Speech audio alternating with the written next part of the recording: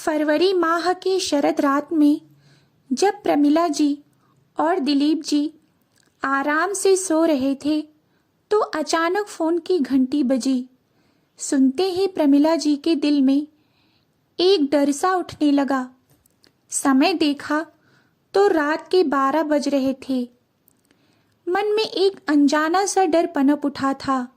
फिर भी साहस जुटाते हुए प्रमिला जी ने फोन उठाया तो दूसरी ओर से जो बात उनके कानों में पड़ी उसे सुनकर ऐसा लग रहा था कि जैसे किसी ने सीसा पिघलाकर कानों में डाल दिया और मन पर जो सदमा लगा था उसके बारे में तो कुछ बताया ही नहीं जा सकता था और शरीर जैसे सुन्न होने लगा था। पथराई आंखों से दरवाजे की ओर देखते हुए वह कुछ देर खामोशी से सुनती रही और फिर हैरानी से बोली, नहीं यहाँ तो। कहते कहते चुप हो गई और फिर मोबाइल उनके हाथ से छूट गया था। निढाल होकर वहीं जमीन पर बैठ गई। प्रमिला जी, क्या हुआ? किसका फोन था? बोलो प्रमिला, मेरी जान निकली जा रही है। चिंतित स्वर में दिलीप जी बोले तो प्रमिला जी ने कहा, दिनेश का फोन था। दिनेश का नाम सुनते ही दिलीप जी के चेहरे पर घृणा के भाव आ गए और तीखे स्वर में बोले, क्या कहा उस बेशरम ने? हमारी बेटी बिनीता। कहते कहते प्रमिला जी रो पड़ी। क्या हुआ बिनीता को? दिलीप जी ने चिंतित स्वर में पूछा तो प्रमिला जी बोली, पता नहीं, शाम से ही गायब है। उसकी नन्ही सी बच्ची भी साथ में है। ससुराल वाले तब से उसे खोजने में लगे हैं।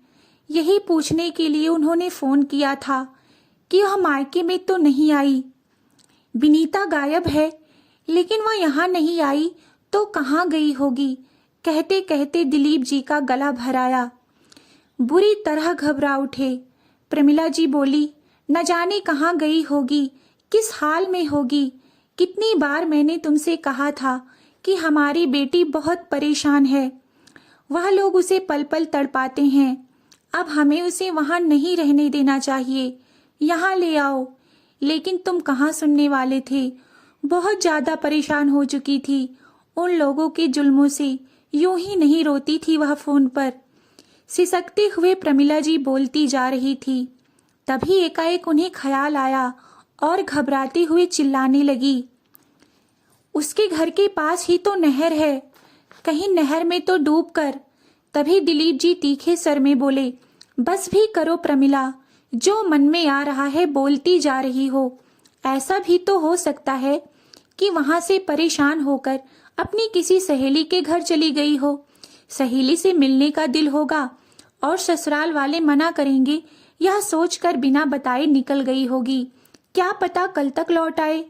ऐसा कहते हुए दिलीप जी अपनी पत्नी प्रमिला को दिलासा दे रहे थे, लेकिन मन ही मन बेटी की चिंता उन्हें भी खाए जा रही थी। तभी प्रमिला जी गुस्से भरी निगाहों से अपने पति को देखते हुए बोली, अच्छा, कल तक लौट आएगी? कहाँ लौटेगी मेरी बच्ची? ससुराल में जाएगी, जहां लोगों ने उसका जीना दुश्वार कर दिया था, जो उसे जान से मारने की कोशिश कर रहे थे, या फिर अपने मायके वालों के पास आएगी जो उसे तड़पता हुआ और पल पल मरता हुआ देख रहे थे और मुंह में दही जमाए हुए बैठे थे। घुटन और बेचैनी में जब उसका जीना हराम हो गया होगा तो और कौन सा रास्ता बचा था उसके पास? जब जान ही गंवानी है तो फिर तिल तिल कर क्यों मरना? एक ही झटके में जान क्यों ना चली जाए? यही सोचकर हमारी बच्ची ने यह कदम उठाया होगा। कहते कहते रोने लगी प्रमिला जी, लेकिन मन की वेदना जरा भी कम ना हुई। प्रमिला जी और दिलीप जी की कमरे से आती आवाजों ने उनकी छोटी बेटी ममता को भी जगा दिया।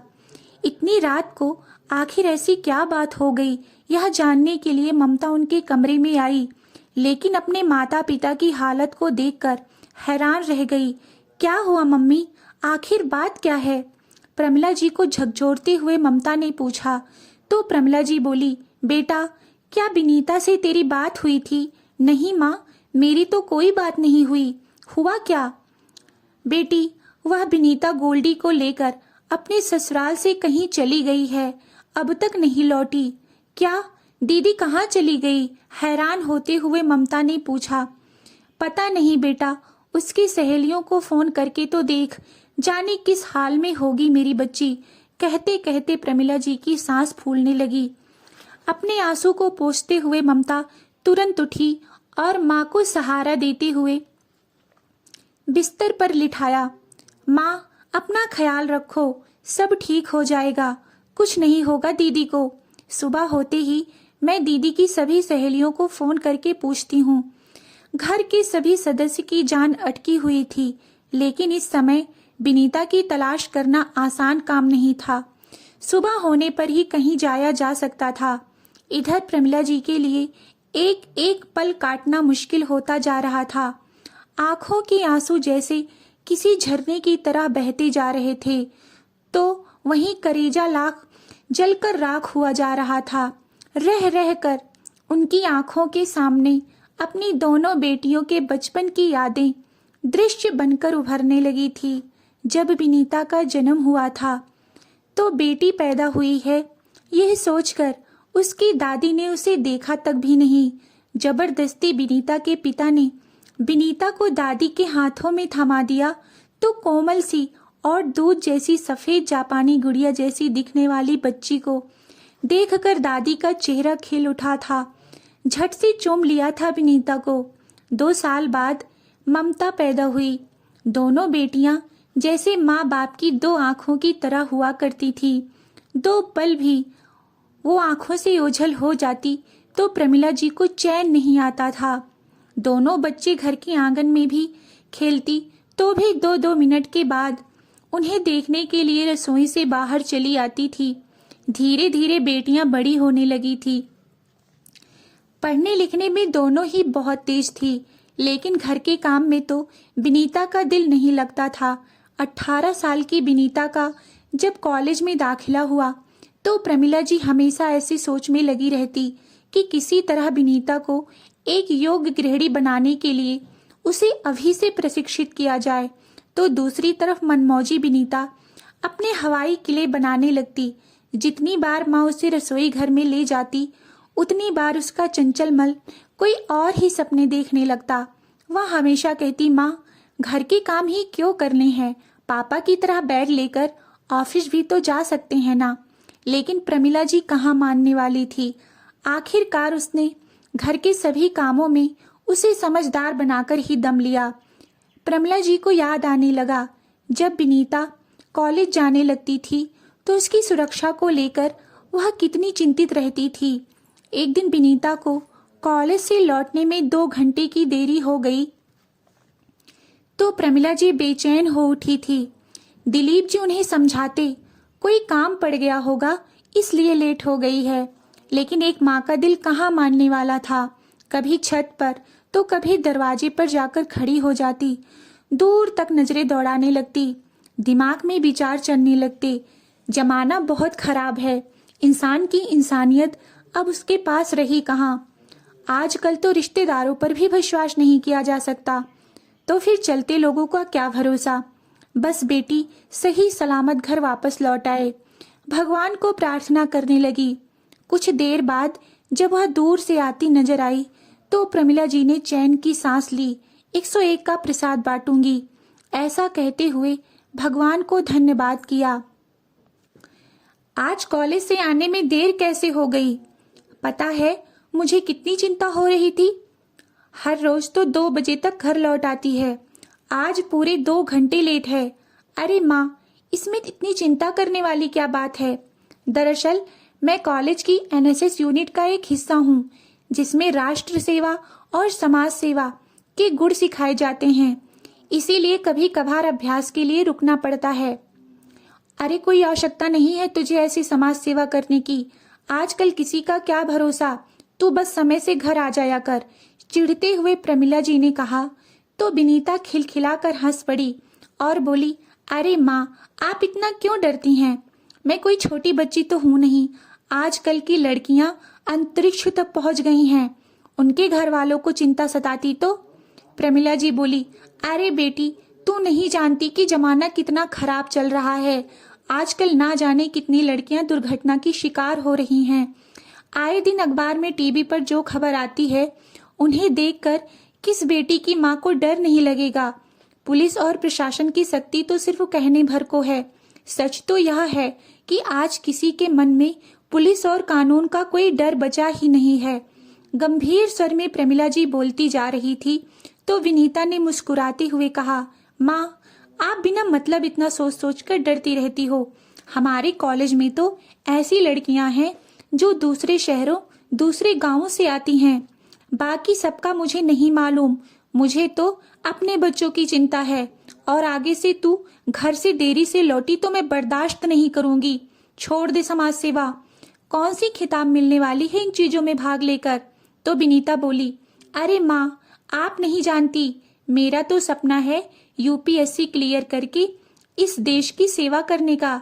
एक दिन आपको अपनी बेटी पर गर्व होगा और यह बात मैं दावे से कहती हूँ। आज बेटी की वह सारी बातें याद करके प्रमिला जी का हृदय द्रवित हो उठा था।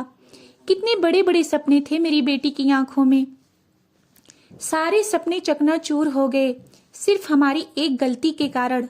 कॉलेज की पढ़ाई पूरी करने के बाद प्रमिला जी और दिलीप जी ने उसके लिए रिश्ता ढूंढना शुरू कर दिया था।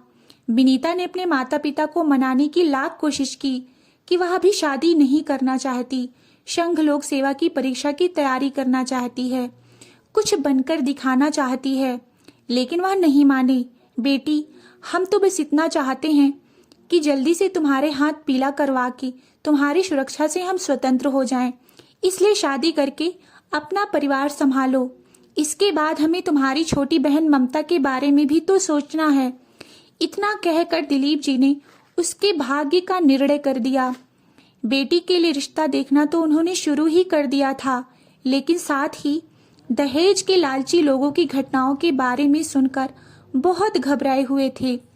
इसके लिए पूरी तरह से छानबीन कर रहे थे कि कहीं धोखा ना हो जाए। आखिर एक बिचौली ने उनकी मुलाकात दिनेश और उसके परिवार से कराई और यह भी बताया कि लोग खानदानी अमीर हैं, उनके दहेज को लेकर कोई मांग नहीं है। उन्होंने दिनेश के माता पिता से स्पष्ट शब्दों में कह दिया कि वे दहेज के सख्त विरोधी हैं। तो दिनेश के पिता ने भी कह दिया था, हमारे लिए तो दुल्हन ही दहेज है, हम भी दहेज लेने में विश्वास नहीं करते, और वैसे भी हमारे घर में कमी किस चीज की है। एक पिता अपनी बेटी को अपनी इच्छा से जो देना चाहता है वो दे सकता है, लेकिन हमारी कोई मांग नहीं है। हम तो बस इतना चाहते हैं कि शादी 15 दिन के भीतर हो जाए। दिनेश के माता पिता के विचार जानकर प्रमिला जी और दिलीप जी संतुष्ट हो गए और रिश्ता पक्का कर दिया। लेकिन शगुन की रस्म से ठीक एक दिन पहले बिचौली का फोन आया। देखिए भाई साहब, वैसे तो आप सारा बंदोबस्त अच्छा ही करेंगे, लेकिन लड़के वाले बस इतना चाहते हैं कि रिश्तेदारों के सामने उनकी इज्जत बनी रहे। इसलिए शगुन की थाल में कम से कम 5 लाख की नगद राशि जरूर रखिएगा, और लड़के की माँ और बहन के लिए सोने के जेवर तो होने ही चाहिए। बाकी जो देना हो वह आपकी इच्छा। दिलीप जी हैरान रह गए, लेकिन फिर भी यह सोचकर कि लड़के वालों ने सिर्फ एक मांग रखी है, उन्होंने उनकी यह बात मान ली। खुशी भरे माहौल में सारी तैयारियां चल रही थी, लेकिन शादी के 3 दिन पहले लड़के की माँ का फोन प्रमिला जी के पास आया और बोली, बहन जी, हम चाहते हैं कि रिश्तेदारों के जो कपड़े आप दें वह ब्रांडेड हों, और साड़ियां भी कम से कम 6,000 की होनी चाहिए। प्रमिला जी को बहुत बुरा तो लगा, लेकिन फिर भी उन्होंने बिना कोई विरोध जताए उनकी यह बात मान ली। फिर अगले दिन लड़के के पिता ने कहा, अरे दिलीप जी, अपने दामाद को गाड़ी कौन सी दे रहे हैं? तो दिलीप जी ने कहा, लेकिन भाई साहब, गाड़ी देने की तो कोई बात ही नहीं हुई थी। तो दिनेश के पिताजी बोले, अरे इसमें बात क्या करनी है, यह सब तो आजकल जरूरी है। चिंता की लकीरें उभर आई थी दिलीप जी के माथे पर और बोले, यह सब तो हमारे बजट से बाहर हो जाएगा। अरे दिलीप जी, शादी ब्याह में तो थोड़ा बहुत ऊपर नीचे चलता रहता है। हमने तो आपको सूचित कर दिया, बाकी आपकी इच्छा। उन्होंने फोन काट दिया। यह बात जब प्रमिला जी ने सुनी तो आश्चर्यचकित रह गई। इन लोगों की मांग तो बढ़ती जा रही है, हमें दूसरी बेटी की भी तो शादी करनी है। लेकिन दिलीप जी बोले, प्रमिला, कल शादी है और शादी की सारी तैयारियां हो चुकी हैं, अब हम पीछे नहीं हट सकते। तुम विनीता और ममता को कुछ मत बताना, मैं सब देख लूंगा। कर्ज लेकर जैसे तैसे उन्होंने सारा बंदोबस्त किया। पूरे ठाट बाट और रस्मों रिवाजों के साथ विवाह संपन्न हो गया। इधर विनीता का अपने ससुराल में खूब धूमधाम से स्वागत हुआ। बहू के रूप में साक्षात लक्ष्मी जो आई थी उनके घर, तो प्रमिला जी और दिलीप जी भी अपनी बेटी के लिए निश्चिंत हो गए थे कि बेटी खाते पीते घर गई है। शादी के बाद जब विनीता पहली बार उनसे मिलने आई तो उनके चेहरे की रौनक देखकर माता पिता अपनी सारी चिंताएं भूल बैठे थे। लेकिन केवल 2 महीने में ही उन्हें विनीता के व्यवहार में परिवर्तन दिखना शुरू हो गया। जो विनीता फोन पर खूब हंसती खिलखिलाती हुई बातें किया करती थी, अब वही विनीता मात्र औपचारिकता पूरी करके फोन रख देती थी। माँ बाप कभी कुछ पूछते भी तो संक्षिप्त सा उत्तर दे देती। माता पिता और बहन का हालचाल पूछकर जल्दी से फोन रख देती थी। ममता को कुछ ठीक नहीं लग रहा था, इसलिए अपनी बहन को बार बार फोन करके उसका हालचाल जानने का प्रयास कर रही थी। लेकिन हर बार ससुराल वालों में से ही किसी ने फोन उठाया। और एक बार तो दिनेश की बहन ने ममता को मजाक मजाक में ताने भी मार दिया कि कम से कम नवविवाहित जोड़े को एक साथ कुछ समय भी बिताने दिया करो। बार बार फोन करके उन्हें परेशान करना अच्छी बात नहीं है। ममता ने जब यह बात अपने माता पिता को बताई तो दिलीप जी बोले और प्रमिला जी बोली, बात तो ठीक है, हमें वहां ज्यादा फोन नहीं करना चाहिए। जैसे तैसे बेटी के बिना जीने की उन्होंने आदत डाल ली। आखिरकार एक दिन प्रमिला जी के पास फोन आया और एक छोटी सी आवाज उनके कानों में पड़ी, माँ, हम लोग बहुत बड़ा धोखा खा बैठे। मेरे ससुराल वाले अच्छे लोग नहीं हैं, बेहद लालची हैं, इंसान के भेष में दरिंदे। बेटी, तू क्या कह रही है? प्रमिला जी का दिल चिंतित हो उठा। लेकिन बेटी, हमने तो तेरी शादी में कहीं कोई कमी नहीं रखी, फिर भी तेरे ससुराल वालों को शिकायत है। तो विनीता रोते हुए बोली, मेरी जिंदगी बर्बाद हो गई माँ। इन लोगों ने अपने जिस बिजनेस के बारे में हमें बताया था, दरअसल वह बिजनेस तो इनका है ही नहीं। आपका दामाद तो बेरोजगार है, हकीकत सामने ना आ जाए इसीलिए तो उन्होंने शादी जल्दी करने को कहा था। लालच तो कूट कूट कर भरा है इन लोगों में। शुरू शुरू में तो इन्होंने मेरे साथ बहुत अच्छा व्यवहार किया। फिर एक दिन मेरी सासू माँ मेरे पास आई और बोली कि नए काम शुरू करने के लिए हमें कुछ पैसों की जरूरत है, लेकिन पैसों की व्यवस्था करने में कुछ समय लग जाएगा, इसलिए तुम अपने पापा से 8 लाख रुपए लेकर आओ। लेकिन मैंने भी साफ साफ कह दिया, अभी तो मेरे पापा ने मेरी शादी की है, अपनी औकात से बढ़कर उन्होंने शादी में खर्च किया है, अब मैं उन्हें कैसे पैसे देने को कह सकती हूँ। तो सासू ने कहा, हम कौन सा हमेशा के लिए मांग रही हैं, उधार समझ कर दे दे, जब बन पड़ेगा तब लौटा देंगे। उसी समय दिनेश भी मेरे पास आए और बोले, विनीता, अब तुम इस घर में रहती हो तो तुम्हें अपने पापा से ज्यादा अपने घर की चिंता होनी चाहिए। बिना कोई सवाल जवाब किए अपने मायके जाकर यहाँ के लिए पैसा ले आओ। लेकिन माँ, मैंने भी कह दिया, मैं अपने पापा से पैसे बिल्कुल नहीं मांगूंगी, चाहे जो हो जाए। बस इसी बात पर वे लोग मुझसे चिढ़ गए, मुझे सताते हैं, ना तो मुझे घर से बाहर निकलने देते हैं, ना ही फोन पर बात करने देते हैं कि मैं किसी से कुछ बोल ना दूं। अपनी प्यारी बेटी विनीता की वेदना सुनकर प्रमिला जी का कलेजा मुंह को आने लगा। फिर कांपते स्वर में बोली, यह क्या कह रही है तू? मेरी एक एक बात सच है माँ, लेकिन बेटी तू कहाँ से फोन कर रही है?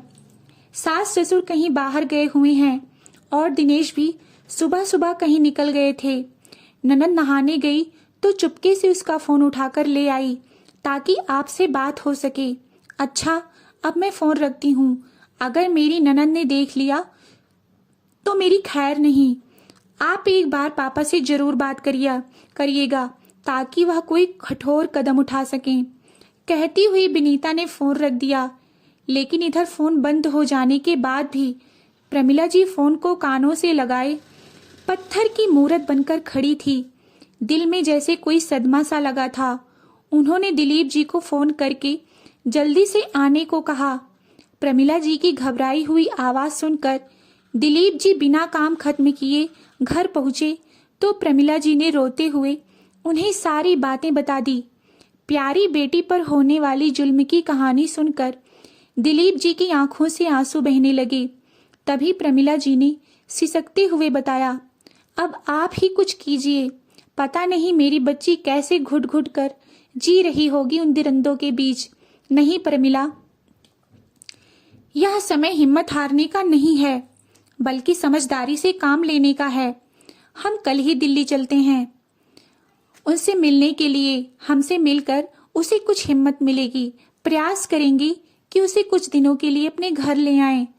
अगले दिन दिलीप जी और प्रमिला जी अपनी बेटी विनीता के घर पहुंच गए। प्रमिला जी ने अपनी लाडली को नजर भर के देखा तो हैरान रह गई। कभी फूलों की तरह खिलता था जो चेहरा, आज उसी चेहरे से रौनक बहुत दूर चली गई थी। दिलीप जी तो यह देखकर हैरान थे कि शादी के समय जो लोग हंसते मुस्कुराते हुए नजर आ रहे थे, आज उन्हीं के चेहरे पर केवल गुस्से के भाव नजर आ रहे थे। खुद को वहां खड़ा ऐसा महसूस कर रहे थे जैसे जेलर के सामने कोई अपराधी खड़ा हो। जब अपनी बेटी विनीता से मिले तो खुलकर बात नहीं हो पाई क्योंकि सब लोग आसपास ही घूम रहे थे। औपचारिक बातचीत के अलावा वह कुछ नहीं बोल पाई थी।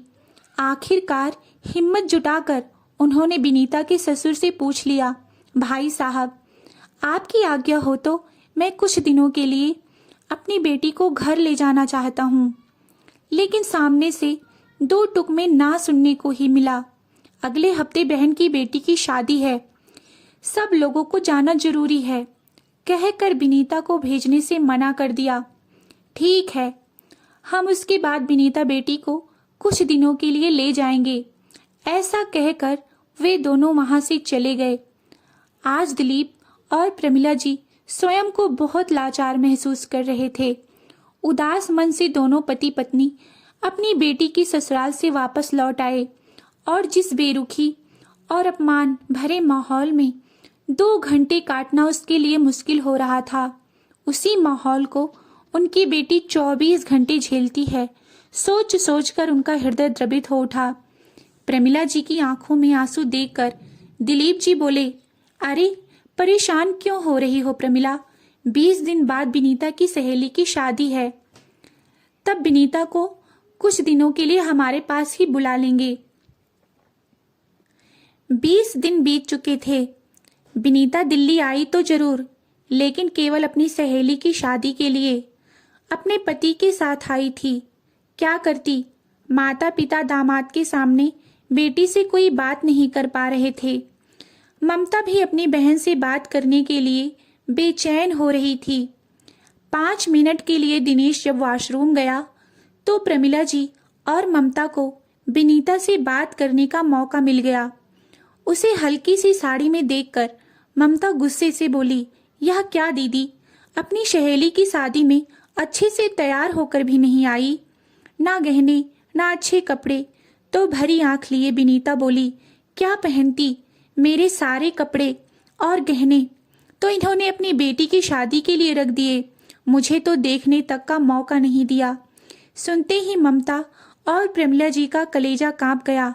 फिर बोली, लेकिन बेटी, हमारा दिया गया सामान भी तो तेरे घर में मौजूद नहीं था, कहीं वो भी तो। विनीता बोली, कहाँ से होता माँ? इतने शौक से तुमने घर की एक एक चीज दी थी, AC, fridge, TV, sofa, washing machine, सब कुछ इन लोगों ने बेच खाया।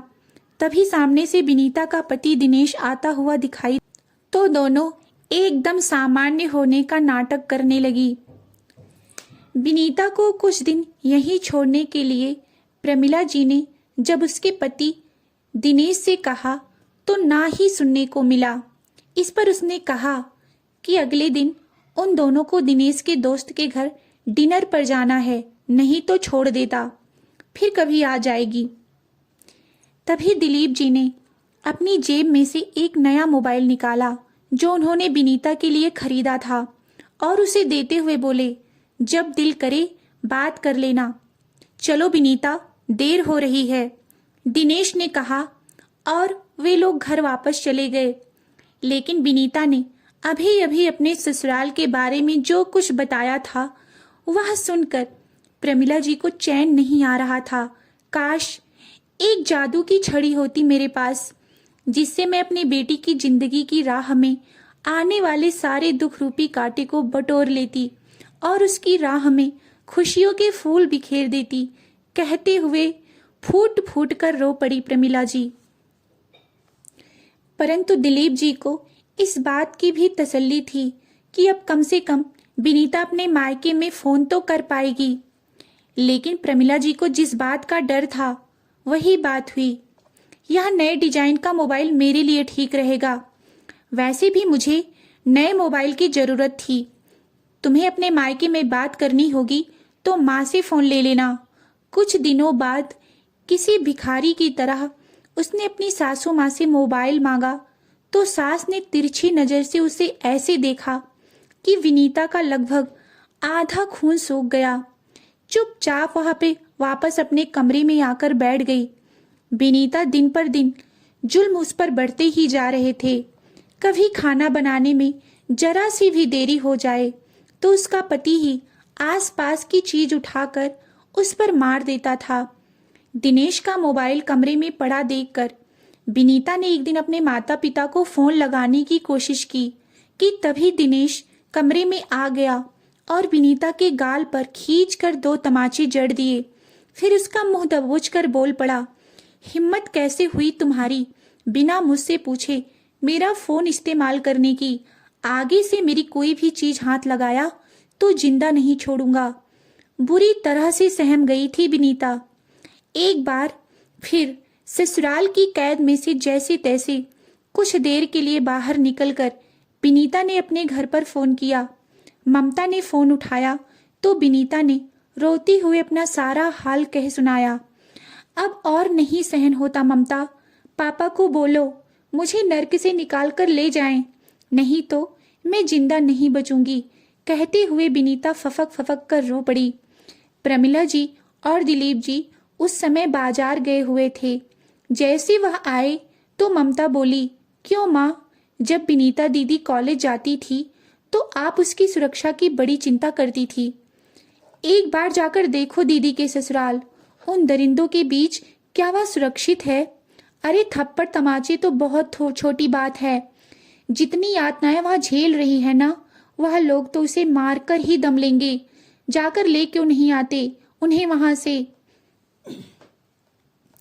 बेटी की बात सुनकर दिलीप बोले, लेकिन ममता, तेरे रिश्ते की बात चल रही है और अगर लड़के वालों को इस बात का पता लग गया कि तेरी बहन अपने मायके आकर बैठी है तो इस घर से रिश्ता तो बिल्कुल नहीं जोड़ेंगे और कोई भी हमारे साथ रिश्ता जोड़ना नहीं पसंद करेगा।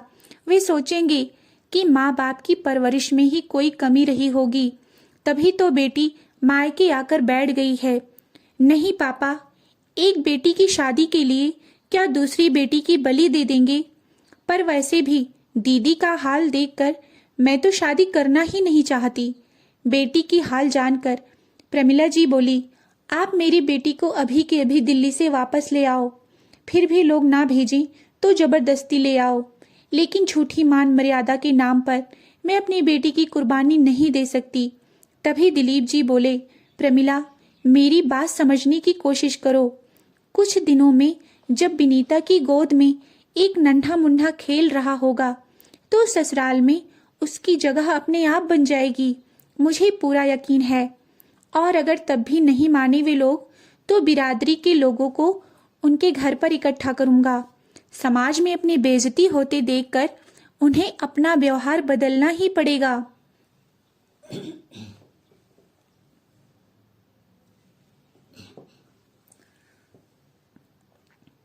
उस समय मामला शांत हो गया। कुछ दिनों बाद विनीता ने एक नन्ही सी बेटी को जन्म दिया, लेकिन बेटी पैदा करने के बाद ससुराल वालों की नज़रों में और भी अधिक गुनहगार बन बैठी। अब तो आए दिन उसकी सास अपने बेटी की दूसरी शादी करवाने की धमकी देने लगती। अगर घर में रहना चाहती हो तो अपने पापा से कहकर तुरंत पैसे का इंतजाम करवाओ। विनीता की सास बोली तो विनीता ने कहा, लेकिन माँ, मैं कितनी बार कह चुकी हूँ, उनके पास अब और पैसे नहीं हैं। अच्छा, मकान तो है तेरे पापा के पास, उसे बेचकर ही पैसा जुटा ले। अरे इतना तो एक पिता अपने बेटी के लिए कर ही सकता है। सासू माँ के इतना कहने पर विनीता बोल उठी, माँ जी, बेटी तो आपकी भी है, क्या आप उसके ससुराल वालों को इतना पैसा दोगे? इतना कहने की देरी थी, आगे बढ़कर एक जोरदार तमाचा दिनेश ने विनीता के गालों पर जड़ दिया। तेरी इतनी हिम्मत कि मेरी माँ से जुबान लड़ाई। फिर विनीता की सासू माँ बोली, अब खड़ी खड़ी हमारा चेहरा देखती रहेगी क्या? जाकर चाय बना कर ला। थोड़ी देर में जैसे विनीता चाय लेकर कमरे के अंदर आने लगी तो उसके कानों में अपने पति और सास की कुछ बातें सुनाई पड़ी। वहीं खड़ी रह गई।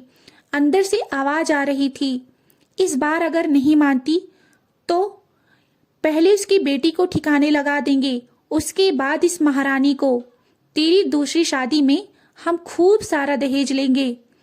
सुनते ही विनीता के पैरों तले जमीन खिसक गई, सिर चकराने लगा था। उसके बाद तो जैसे तैसे खुद को संभालते हुए वह अंदर आई। अगले दिन जब विनीता की सास अपने कमरे में सो रही थी और घर के बाकी सदस्य अंदर थे, तब विनीता चुपके से घर के बाहर निकली और किसी से मोबाइल मांगकर अपनी माँ को फोन कर दिया और कहा, माँ, मैं फैसला कर चुकी हूँ, आज ही अपनी बेटी को लेकर घर पहुँच रही हूँ। बस इतना जानने के लिए फ़ोन किया है कि क्या मेरे इस फैसले से मेरे माता पिता मेरे साथ हैं या नहीं। लेकिन बेटी, हुआ क्या है? साफ साफ बता। माँ, ज़्यादा समय नहीं है मेरे पास। बस इतना समझ लीजिए कि अब मेरा यहाँ रहना मुमकिन नहीं है। अब तक यह लोग मेरे साथ जो कर रहे थे, लेकिन अब बात मेरी बेटी पर आ पड़ी है और यह मैं बिल्कुल बर्दाश्त नहीं करूँगी। मैंने सिर्फ ये पूछने के लिए फ़ोन किया है कि क्या मैं अपने घर वापस आ सकती हूँ।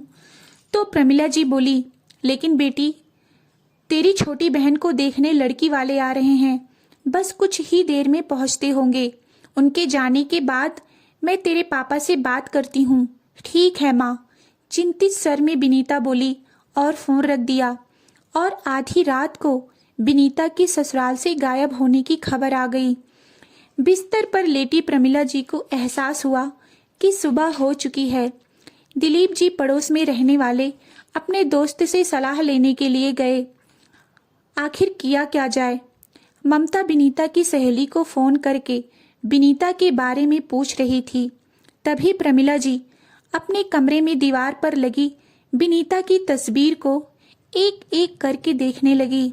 2 साल की हंसती खिलखिलाती नन्ही सी विनीता, बस्ता लटकाए स्कूल जाती चुलबुली सी विनीता, कुछ कर दिखाने का जुनून पाने वाली कॉलेज गर्ल विनीता, ढेर सारे सपने सजाए दुल्हन बनी विनीता। फिर सहसा उनकी आंखों में एक ऐसी तस्वीर उभर आई, ऊंची पुल से नहर में छलांग लगाती विनीता। नहीं, ऐसा नहीं हो सकता। तू कहाँ है मेरी बच्ची? किस हाल में है? कितनी लाचार हो गई हूँ मैं आज। प्रमिला जी का हृदय द्रवित हो उठा। उसी समय फोन की घंटी बजी, जिसे सुनते ही प्रमिला जी की सांस अधर में अटक गई। आज इतना साहस उनमें नहीं था कि वह फोन उठाकर अपनी बेटी के बारे में कोई बुरी खबर सुन सकें। तभी ममता बिना देरी किए दौड़ती हुई अंदर आई और फोन उठाकर बोली हेलो। तो दूसरी ओर से किसी व्यक्ति ने कोई संदेश दिया। फोन सुनते हुए ममता की आंखों से आंसू बहने लगे और फोन रखकर अपना माथा पकड़कर जोर जोर से रो पड़ी। अभी तक दिलीप घर आ गए थे। प्रमिला जी और दिलीप जी उसकी हालत देखकर अंदर तक सिहर उठे थे। किसका फोन था? प्रमिला जी ने बड़ी मुश्किल से पूछा, लेकिन ममता कुछ बोल नहीं पा रही थी। बेटी कुछ तो बता, किसका फोन था? सब कुछ जाहिर होते हुए भी दिलीप जी बेसब्र से बोले। तभी ममता अपने मम्मी पापा के गले लगकर फूट फूट कर रोने लगी और बोली, भगवान ने हमारी सुन ली पापा, दीदी बिल्कुल ठीक है। क्या तू सच कह रही है? बेटी, प्रमिला जी के मुरझाए चेहरे पर एक मुस्कान आ गई। कल शाम को वे गोल्डी को लेकर महिला आयोग के पास पहुंच गई थी और आयोग की मदद से उन्होंने अपने ससुराल वालों के खिलाफ पुलिस में शिकायत भी दर्ज करवा दी है। यह बताने के लिए उन्होंने फोन किया था ताकि हम उनकी चिंता ना करें। यह बात सुनते ही दिलीप जी जल्दी से उल्टे पैर जैसे ही घर से बाहर निकलने लगे तो प्रमिला जी ने पूछा, कहाँ जा रहे हैं? अपनी बेटी बिनीता को अपने घर लाने। भगवान ने हमें अपनी गलती सुधारने का मौका दिया है और इस मौके को मैं गंवाना नहीं चाहता। समाज वाले चाहे कुछ भी कहें, मुझे कोई फर्क नहीं पड़ता। इतना कहकर दिलीप जी घर से चले गए और दोपहर को अपनी प्यारी बेटी और नातिन को लेकर लौटे और बिनीता की हालत देखकर प्रमिला जी उसे गले लगाकर खूब रोई।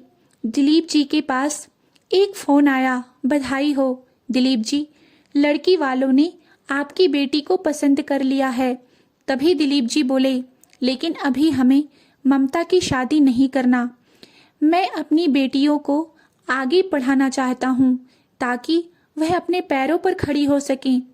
ऐसा कहकर फोन रख दिया और प्रमिला जी और उनकी दोनों बेटियां बड़ी हैरानी से दिलीप जी को देख रही थी।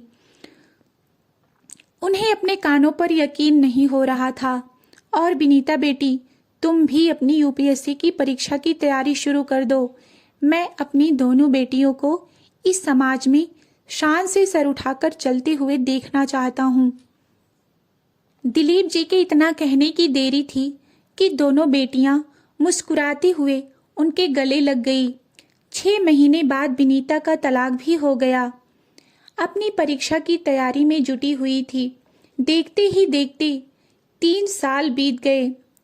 तलाक के 3 साल के बाद वही अब जो कभी अपनी पत्नी को दहेज के लिए उत्पीड़ित किया करता था, आज अपनी बहन को इंसाफ दिलाने के लिए भटक रहा था। उसकी बहन के साथ उसके ससुराल वाले बिल्कुल वैसा ही व्यवहार कर रहे थे जैसे कभी बिनीता के साथ उसके ससुराल में किया जाता था। बहन के ससुराल वालों के खिलाफ अर्जी लेकर जब दिनेश अपनी माँ और बहन को लेकर एसपी ऑफिस पहुंचा तो उस समय एसपी ऑफिस में नहीं थी। दिनेश की माँ और बहन वहीं एक कुर्सी पर बैठ गई और दिनेश ने अपनी अर्जी सामने टेबल पर रख दी। थोड़ी देर में एसपी की वर्दी में एक महिला तेज कदमों के साथ चलती हुई आई और सामने रखी कुर्सी पर बैठ गई। उस महिला को देखकर दिनेश के तो जैसे पैरों तले जमीन ही खिसक गई, क्योंकि एसपी की कुर्सी पर बैठी वह महिला कोई और नहीं, उसकी पूर्व पत्नी बिनीता थी। बिनीता ने भी उसे पहचान लिया। उसने एक नज़र उठाकर उन लोगों की तरफ देखा। दिनेश की बहन के चेहरे पर, शरीर पर नीले काले निशान पड़े थे। उसे देखते ही बिनीता को अपना समय याद आ गया। आंखों से आंसू निकलने को बेताब हो रहे थे, लेकिन फिर खुद को सामान्य करते हुए बोली,